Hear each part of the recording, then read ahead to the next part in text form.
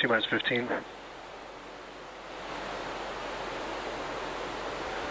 10, 9, 8, 7, 6, 5, 4, 3, 2.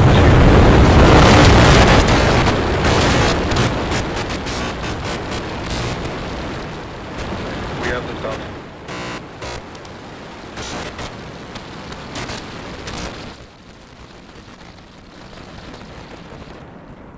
Vehicle is pitching downrange.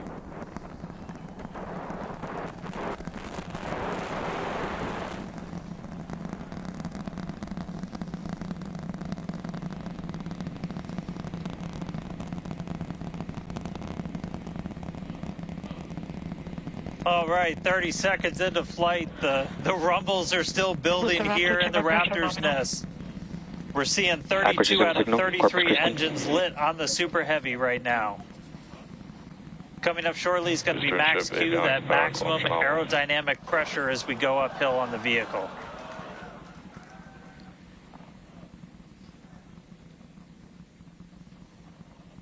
Max Q. All right, we just passed through max Q, so we're going to continue on up. We still have about a minute and 30 seconds until we get to stage separation. Starship now flying faster than the speed of sound.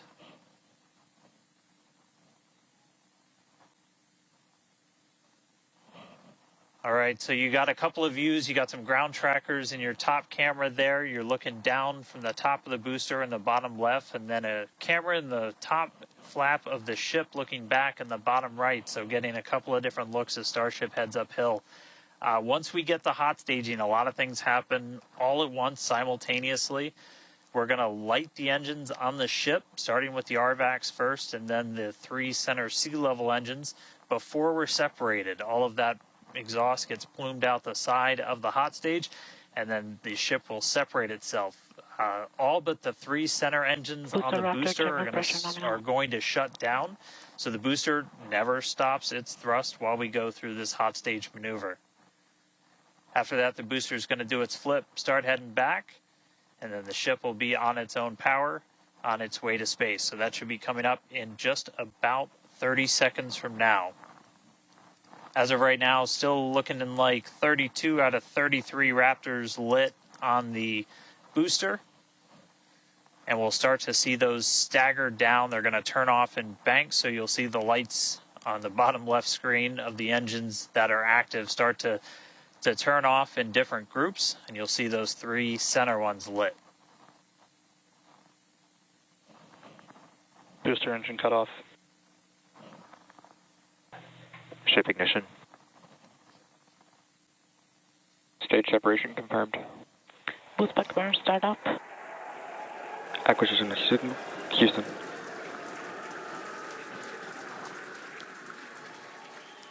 Hot stage confirmed. Ship under its own power. Booster boosting back. Looks like all 13 are lit. Kate, we got a booster on the way back to the Gulf and a ship on the way to space. Acquisition signal. Stennis. Ship chamber pressures are nominal. Ship power and telemetry nominal. All right, the first stage currently performing the boost back burn. This is expected to last a little over 1 minute. This propels the booster back toward the coast, taking it to a landing in the waters of the Gulf of Mexico. As you can see on your screen in the bottom left-hand corner, we were only using the 13 center engines from here on. Boost back burn shut down. Heard confirmation there of good boost back burn shutdown. Stage 2 tank pressures are nominal.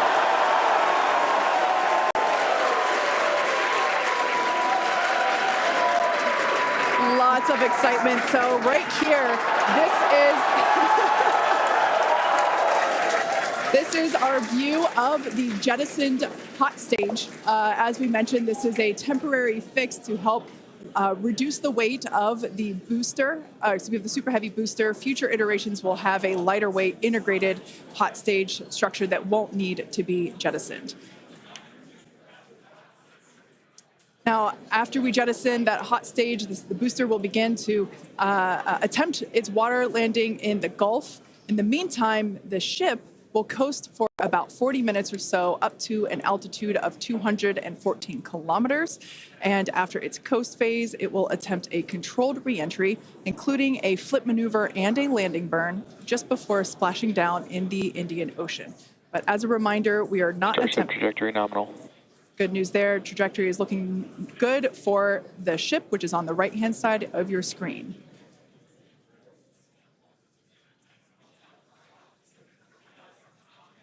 At this point in time, as you can see, we have no engines lit on the booster. It is coasting back toward the Gulf of Mexico for a water landing and ship under power of all 6 Raptor engines. There's 3 sea level and 3 vacuum Raptor engines that are lit, as we can see on your screen.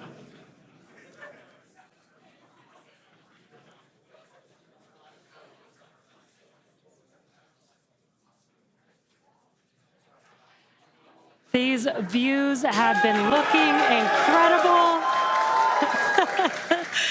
Super Heavy has been performing beautifully today. And you can hear the crowd is very excited about it. As a reminder for Booster, the primary goal today is to do a landing burn and a splashdown in the water. And we are just about 30 seconds away from that landing burn expecting to begin. And an incredible view from the forward portion of the booster. This is basically on top of the Super Heavy booster where we have jettisoned that hot stage. So now we can see this incredible view of Earth as it's making its way back down to the Gulf of Mexico. Right now, the booster is using the 4 hypersonic grid fins to guide itself through atmospheric re-entry. And we are expecting that landing burn here.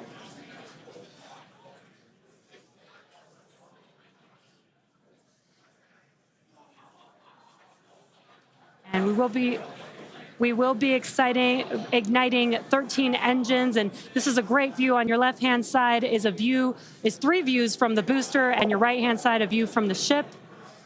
And you can see those grid fins on your left-hand screen rotating and turning to guide the booster, and there's that landing burn.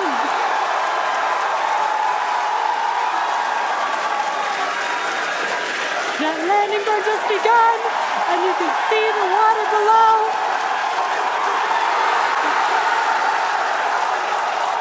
And we have splashdown.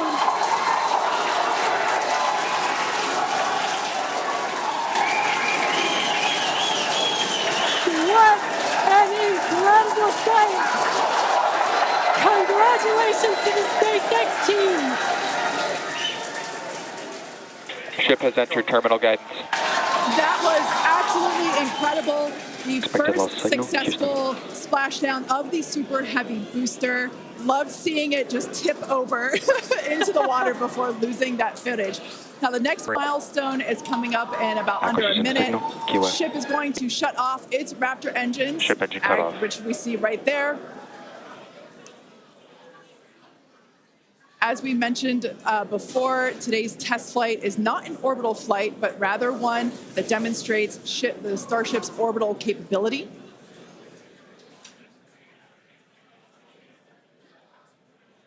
So right now, we are under power with just the 3 center Raptor engines.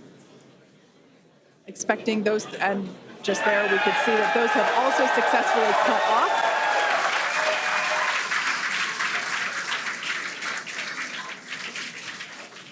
Ship FDS is saved.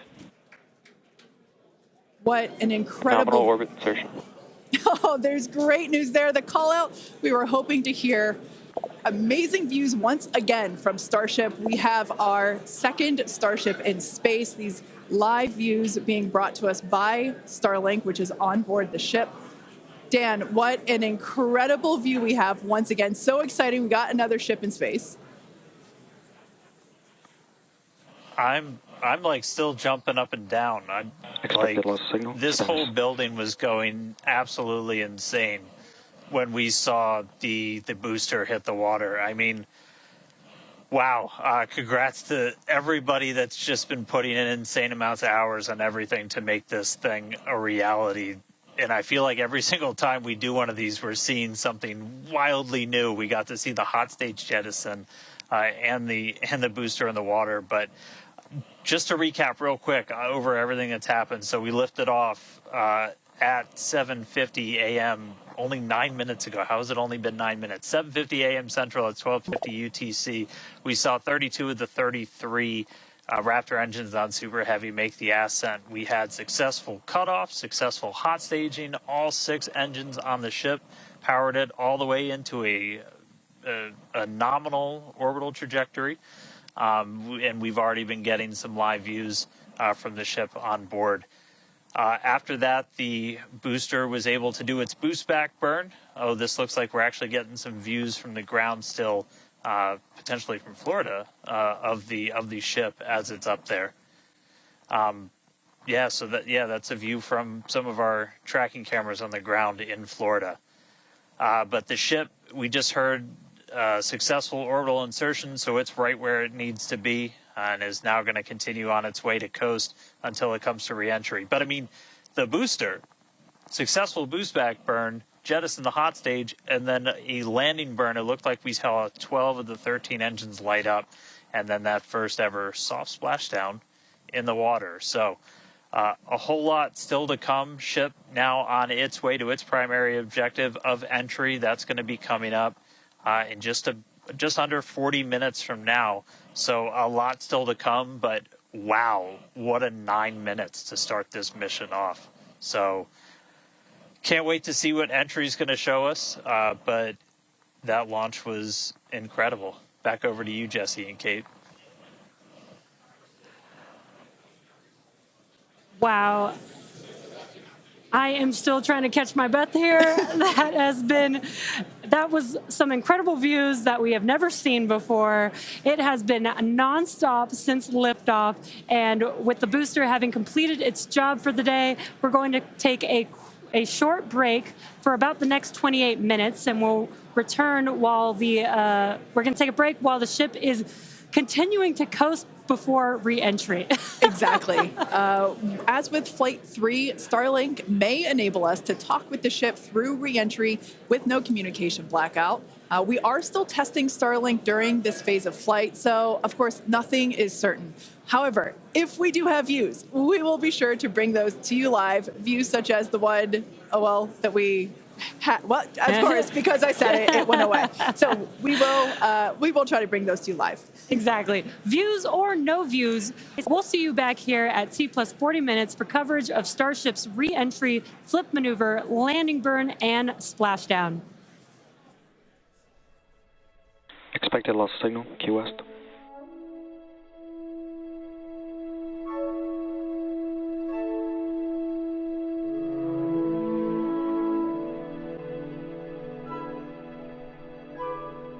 Expected loss signal, Cape Canaveral.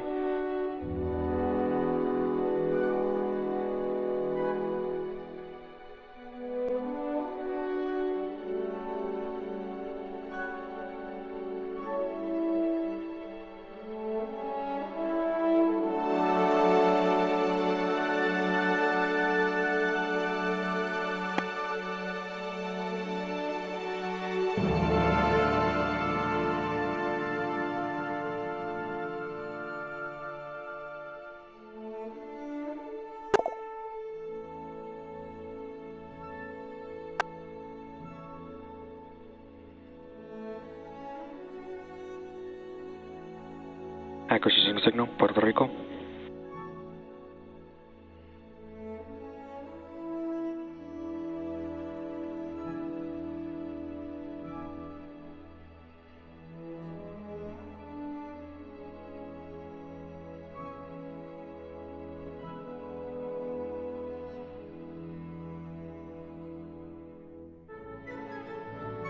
Power back pre-valves are open.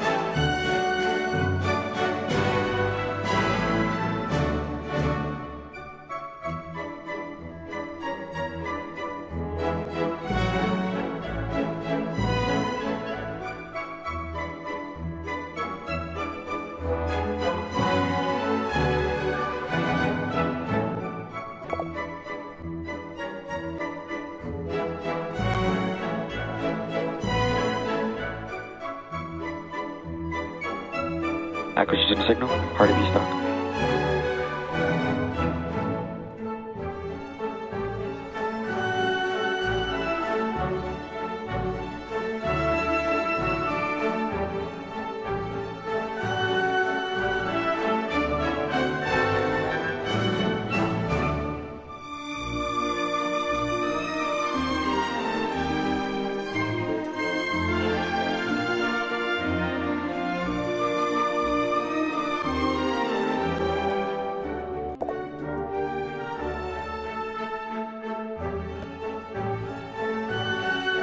Starship is flying to entry attitude.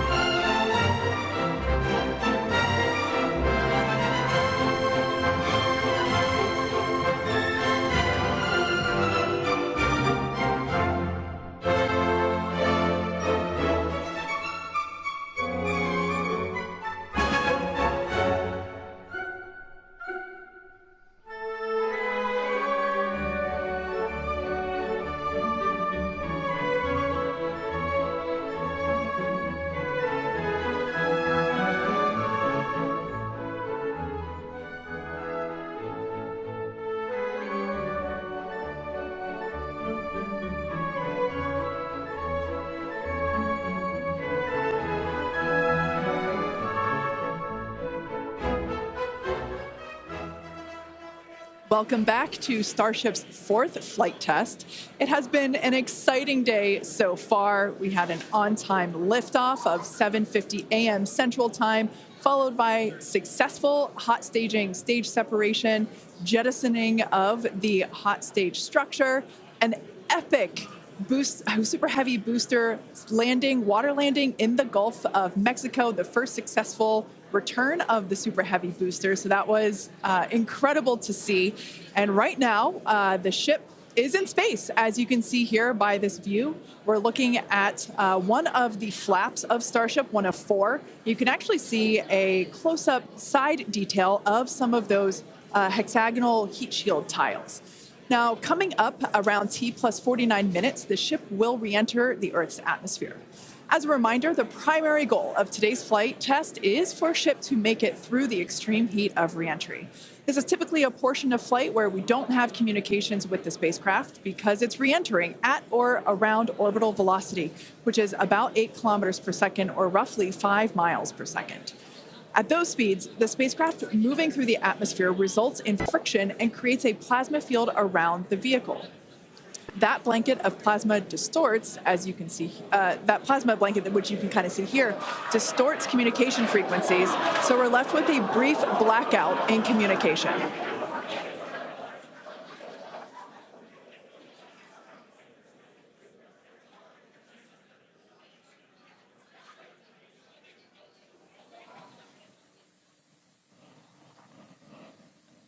Yeah, that's right, Kate. And Starlink's what's really allowing us to capture as much data as possible, especially through this reentry.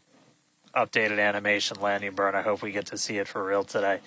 But these live views that we're getting now and we're going to continue to get are through Starlink. That's going to allow us to get as much data as possible, which we've said it before. We're going to say it 9,000 times. The data is the payload on these flights. So as much as we can learn, that's just going to pay dividends on all of our future flights and help us get Starship to an operational phase.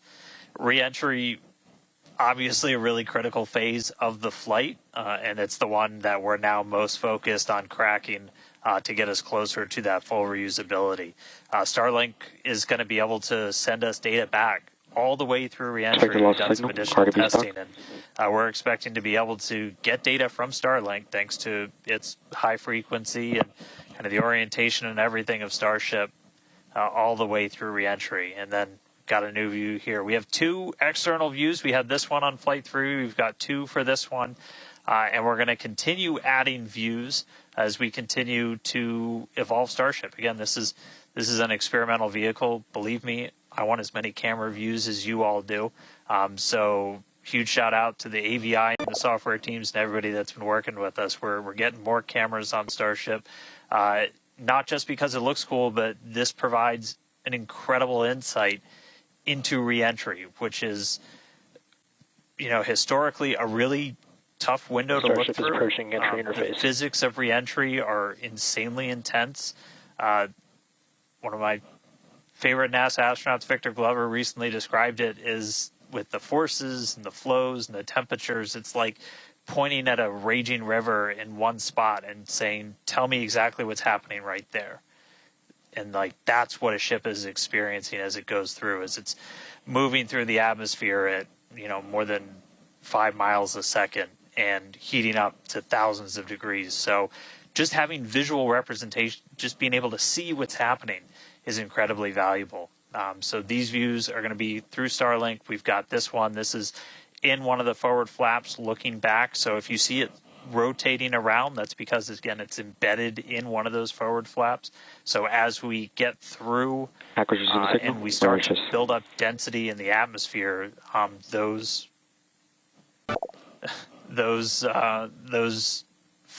view is going to move around as the flap does.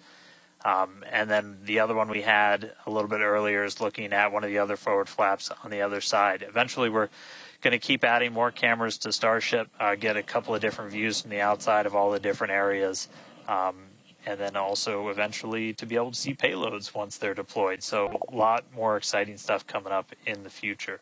But right now we're getting closer to reentry. Again, we're going to be moving at hypersonic speeds at more than 5 times the speed of sound. We're going to see that plasma start to build. So, Kate, Jesse, excitement coming up. Yeah, as you can see with that view on your screen, again, high def brought to us by Starlink. We can see the plasma beginning to build as the ship is getting closer to the Earth's atmosphere. Now, let's talk a little bit about how Starship will survive reentry, hopefully, and control itself. Exactly. We've been talking about this entire flight test. There's 18,000 hexagonal ceramic tiles surrounding the bottom portion or the Earth-facing side of the ship. Through 100 kilometers altitude, good altitude for entry. Great call-outs there. Now, during atmospheric reentry, the vehicle is going to see temperatures as high as 2,600 degrees Fahrenheit or over 1,400 degrees Celsius. So those tiles are there to help protect the vehicle from this extreme heat. Yeah, and the flaps will help control it. Now, one noticeable difference I see immediately, those flaps are not moving as much as they were on Flight 3. So that is a great sign, right? We had unplanned loss of roll control on Flight 3, so we added some additional thrusters, and we can see that they're working well, and we have a much more stable view. So those flaps, there's 4 of them, 2 at the top and 2 at the bottom. They're made out of stainless steel. And they help steer the ship, which, as we can see, the plasma continuing to build. Now, if the ship survives reentry, it will have to perform a flip maneuver as well as a landing burn. We saw this demonstrated in a couple of high-altitude flight tests back in 2020, 2021. Similarly, temperatures increasing on the nose within expected ranges. Great news there. It sounds like the temperatures that we are getting during this point, which again, we usually don't get during spaceflight because of this plasma. We're getting this live. This is a great news. So similarly to, for example, the serial number 10 test that we saw a couple years ago, we're hoping to duplicate that again today. Hopefully we will see it live. And basically the 3 center engines of the ship will reignite and gimbal or point to help flip the ship until those engines are pointing down so that it can land vertically using Raptor's thrust. And as you can see, even from the beginning of the program, we've designed Starship to land on Mars where there are no runways or other humans to help out. We also want rapid reusability, so we're doing... The vehicle is passing through 85 kilometers altitude. The flaps have control of the vehicle. Great news. Flaps have control of the vehicle. That's exactly what we want to hear for this flight test. Yeah. Again, we are going to be doing a propulsive landing instead of a more traditional means like parachutes. And we are expecting re-entry to begin here in just about a minute. Re-entry, an awesome view that we have here. Starship remains on a good entry trajectory. This is the same view that we had when we first returned from the coast phase. Again, this is looking at the side of one of the flaps. It's incredible that literally at the bottom of this picture, we're basically looking through plasma, which is just absolutely mind-blowing. Wild, very wild. Now we are expecting entry to begin here in about 30 seconds or so. Entry to splashdown is expected to last about 6 minutes long. And that flip maneuver should occur around about 10 minutes before splashdown. And such incredible views that we're getting. Approaching peak heating region. Great call outs there. Yeah, these views are absolutely astounding. Nose temperatures continue to rise within expected region. And in your bottom right-hand corner, you can also follow along with the altitude of ship as it's returning back to Earth. So once again, this view is basically looking down into the plasma blanket that is building up around the exterior of Starship. It is traveling, as you can see on your screen. You can look in the bottom right-hand corner and see how fast it's going, how high it is, as well as the general orientation. Again, we're seeing a lot more stability, a lot more control here on this flight, which is great. It shows that the iterations, the learnings... Starship is now in expected peak heating region. All right, great news there, telling us that this is basically the hottest point that Starship should get during its re-entry. Now, the heat shield is working with the atmosphere for some free braking, okay? The atmosphere is helping to slow the Starship down. Yeah, exactly. We're not using any engines or thrust to slow the vehicle down. Exactly what Kate mentioned. We're just using the atmosphere and those heat shield tiles protecting the vehicle as it's coming through that high heat temperature. Yeah. Now, this is another one of those moments that we have been waiting for. Right now, the ship is currently re-entering the Earth's atmosphere, and by all looks and all call-outs that we're hearing on the net, it is doing pretty well. Now, we do not plan to recover the spacecraft today, but rapid and reliable reusability is the ultimate goal.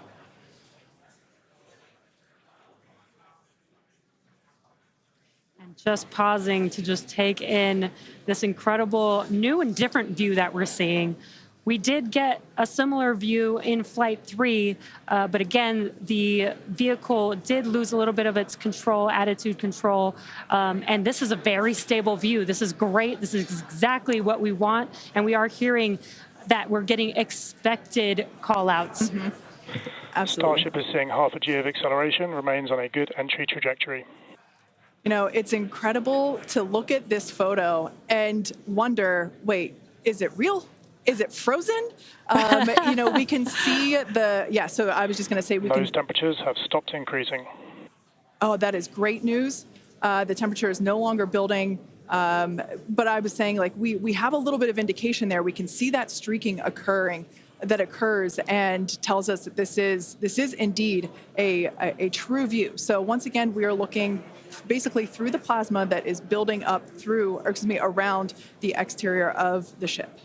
And I still cannot get over that we are getting a live view of re-entry right now, live on your screen. Again, we've said this over and over, but all thanks to Starlink. We are able to use Starlink in space, which we're getting this incredible data.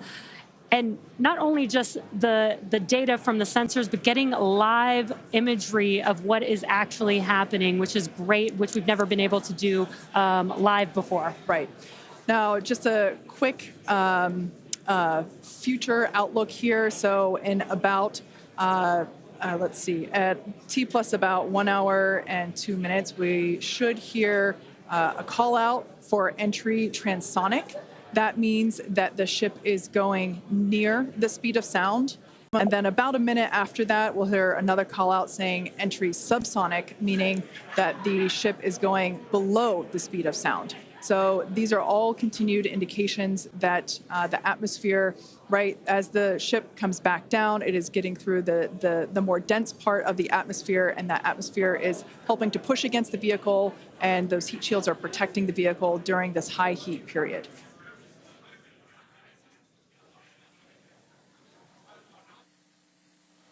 Yeah, Kate and Jesse, we're starting to see as the atmosphere gets denser, you're starting to see a few more particles make an appearance in the plasma there. You can see you're looking down at the aft end of the ship in the top left, and you're seeing essentially the flame build up as we go through reentry.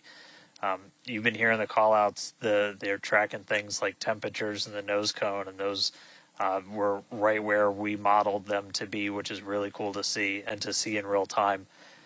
But we're coming up, we're at about 67 kilometers in altitude. Our last signal with the ship on Flight 3 was at 65, so we should be making it past that point shortly.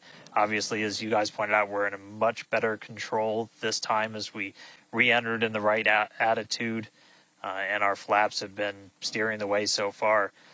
Once we get through transonic, that's when you've got essentially Raptor landing bird. Different areas around the vehicle where the air is either moving faster or slower than the speed of sound. We'll eventually get to subsonic, which we have some experience with. We did in our suborbital campaign. Start of rapid chill. And then Starship will eventually get down to its terminal velocity as it's floating down to the water. That's just about 200 miles an hour or so. We are hearing that we're starting to chill some of the engines as we are, if we make it all the way down to the water, still going to attempt a landing burn, but still a ways to go. We're at about 64 kilometers in altitude right now. We made it through what's expected to be the peak heating, but now we're going to start encountering increased pressures as the atmosphere gets thicker and thicker. So we're at 63 kilometers, so we've already made it farther than we did on our last flight when that last signal was coming at 65 kilometers. So again, what we're really looking at here is the performance of the heat shield, of the flaps, of the seals in the flaps. There's just a whole bunch of different areas that we're keeping a really close eye on as we re-enter.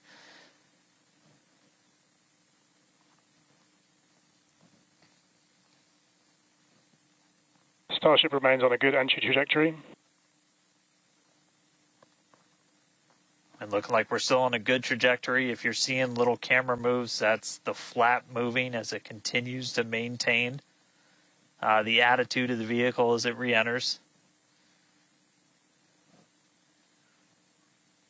And I mean, not just camera views, but we've got sensors inside the ship. We've got those sensors down at the very aft end of the vehicle where we pointed out we had some intentionally missing tiles, where we've got some sensors looking at just how hot it's getting around there. We intentionally put those in essentially the least critical part of the heat shield, where if you had any kind of a breach, it wouldn't be great for reusability, but wouldn't be critical for actual making it through the reentry into the landing.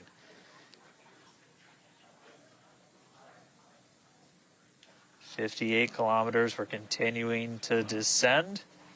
Again, right now we are over the Indian Ocean. We're actually getting closer and closer to that expected splashdown point, which is just to the off the northwest corner of Australia.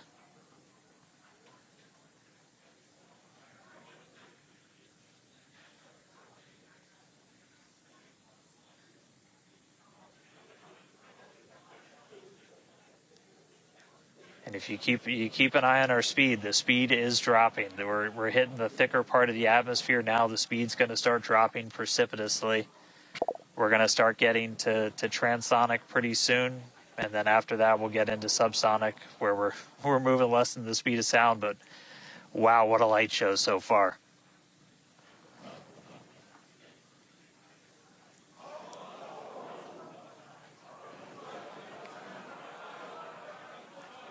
External temperatures are starting to come down. Again, this camera view is looking right at one of the forward flaps.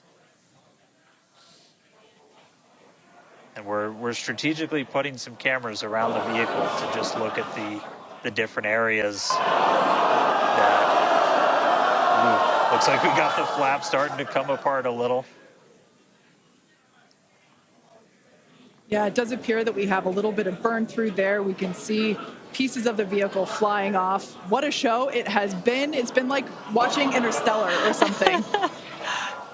This is wild to see this, but the ship is still coming down, which is incredible to see. How far can it go? That is the question. Keep your eye on the altitude in the bottom right-hand corner. We're at 54 kilometers right now. Now, ultimately, the data is the payload today. We've been saying it multiple times. Our teams are sitting, reviewing this data live, learning where the hot spots are. As you can see, there's an obvious hot spot there with the flap, and learning how we can improve this design. The goal was to get as far through this high heat re-entry as possible. Ideally, we'd love to make it all the way down and perform that landing burn and flip maneuver, but we may not get that far today. We will see. Again, this is a test, and we are gathering as much data as possible, visual data as well, which we can see here. We are getting a lot of debris covering the camera on your screen, but we can still see some of those sparks and flames from that high heat as ship is making its way back down to Earth. Ship now at 50 kilometers and closing. The good news is we still got, looks like that camera lens just cracked. It's safe to say ship's getting a little beat up, but that's to be expected on a test flight. We are still learning how to improve the ship for total survival and recovery of the high heat reentry. I'm honestly impressed that we're still getting this live view despite how much debris is coming off of this flap right now. The fact that we've got it is good news. And I may have jinxed it. I apologize. Look at that, it's back. We are still going. And the teams here at SpaceX are excited, as you can tell by the cheering behind us. There's still a sizable crowd here at Mission Control Center, Hawthorne. A splashdown is expected in just about 4 minutes from now. And we're still moving. We still have live views. Starlink is doing an incredible job. Maximum entry dynamic pressure. External temperatures are dropping. Okay, good news. Those external pressures are dropping. The question is, how much of the ship is left? We can't really tell. We can still see some of that particulate coming off. And unfortunately, we do have a cracked camera lens. But for any photographers out there and videographers, we know that's part of the gig sometimes. Yeah, and you can see that the speed is rapidly slowing down. That's actually really great news for us. We want the vehicle to be slowing down before it splashes down into the ocean. That'll help set us up for that flip maneuver, engines first down into the water. Exactly. So we have seen this flip maneuver demonstrated on previous high altitude flight tests like serial number 8. Oh, more views. Or I should say, more light coming through the view that we have through that cracked and dirtied lens there. But yeah, so we're hoping that this flip maneuver, that we can pull it off as soon as we get those views back. If we can get them, if the ship is still around, we will bring it back to you. Vehicle has passed maximum dynamic pressure. That is great news. Maximum dynamic pressure being the moment in which the vehicle experiences the greatest amount of aerodynamic pressure. Speed still dropping. We're now at 37 kilometers above the ocean. Just like Flight 3, we are targeting a splashdown in the water in the Indian Ocean. And we don't have a live view right now, but because we're still getting data and telemetry, that does tell us that ship is still doing okay, at least. And there we got that live view back.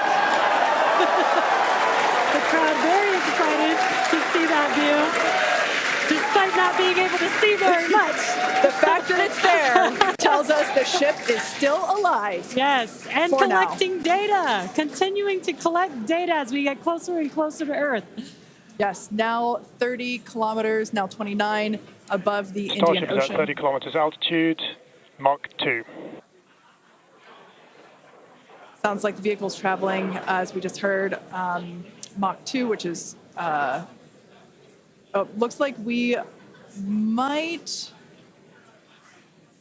I thought maybe it might clear up. It is a little bit, now at T+1 hour, 3 minutes and 13 seconds into Starship Flight 4, hoping that the ship can hang on. It's probably potentially hanging on by a couple of bolts and threads, but it's still going, and that is excellent news. That deceleration is looking incredible. We're about to go under 1,000 kilometers per hour. Yeah. Starship is at 20 kilometers altitude. Now, keep in mind that even though we can't see anything, the data itself is what we really are. Starship is subsonic. Subsonic, they're telling us it's traveling below the speed of sound.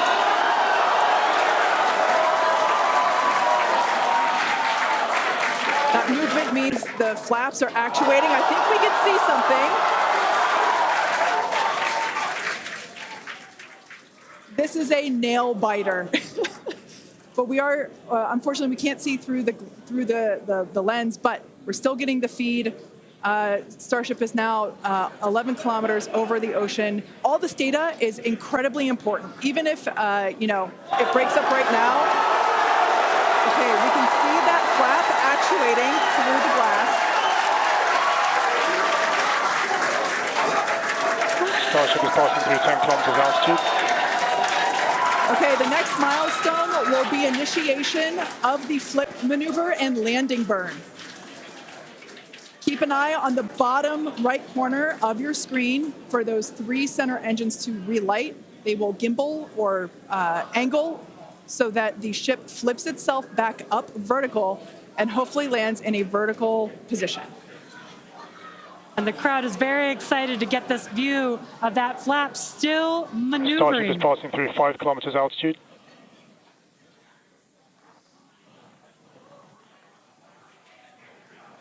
This is incredible. We're getting very close to splashdown. These fireflies are such a good sign of life right now. We wish we could see more, but we'll take it. Starship is at 2 kilometers altitude, terminal velocity.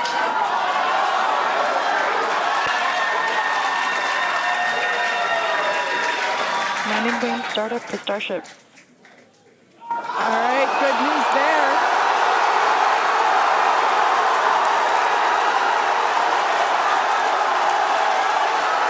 Nominal chamber pressure. Landing burn startup.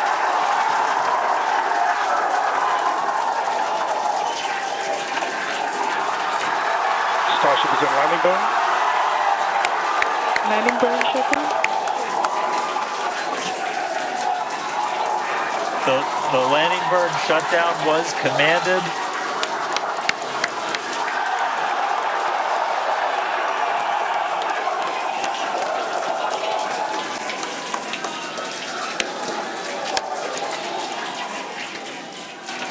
Wow. I mean, it was a little bit of use your imagination as you were going down with what we could actually see, but we were able to hear the ship did its landing burn. It sounded Starship like we might have got shutdown. 2 engines.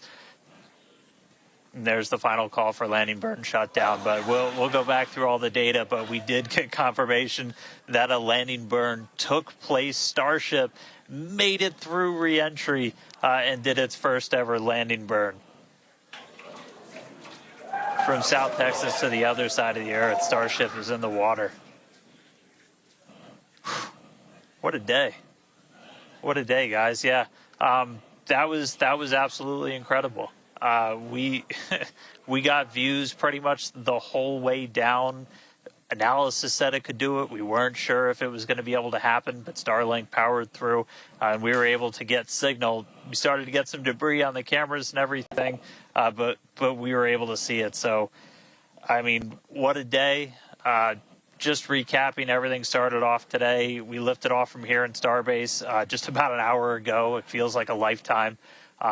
Successful super heavy ascent, boost back, and its own splashdown in the Gulf. Ship made it to space, kept its attitude. Successful re-entry through peak heating. We got to see it under flap control through the atmosphere, and we got call out of our first ever ship landing burn after a launch into space. So, just really incredible. So I'm going to take some time to collect myself, but wow, that was incredible. I can't wait for the next one. Over to you guys. It was so loud here. I haven't heard the crowd get that loud probably since liftoff of Flight 1, honestly. That was incredible. Congratulations to our teammates, to everyone who supported the Starship program. Thanks to all of our future customers for your support. And we'd also like to thank the people of Cameron County, Texas, as well as the Coast Guard, the Federal Aviation Administration, and the government of Mexico. And since Starship got a little bit toasty from that extreme heat of reentry, and we've got our very own Starship right here, let's have a toast of our own. I've been waiting all morning for this. Okay, may I? Light me up. Yeah. Just like Starship, I like this toasty. I'm keeping this. Now, we've got more Starship test flights coming to you soon. Be sure to follow the SpaceX account on X for more updates from today's test flight and future Starship tests. Thanks for watching, and we will see you next time.